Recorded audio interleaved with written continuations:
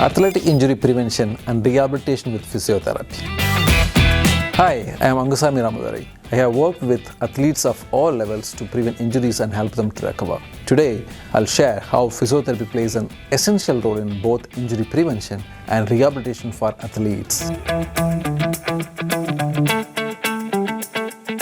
Athletic injuries are common, especially in high-impact sports. Whether it's a sprained ankle, torn ligament, or muscle strain, injuries can sideline athletes for weeks or months.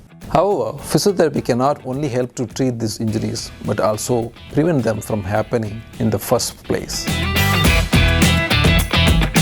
In my practice, I work closely with athletes to create personalized injury prevention programs.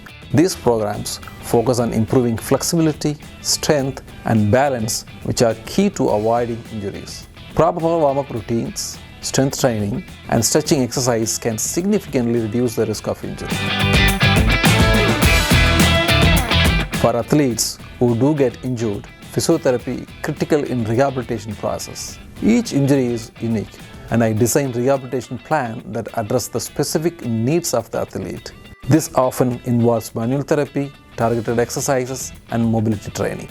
The goal is to restore full function and help the athletes return to their sport as quickly and safely as possible.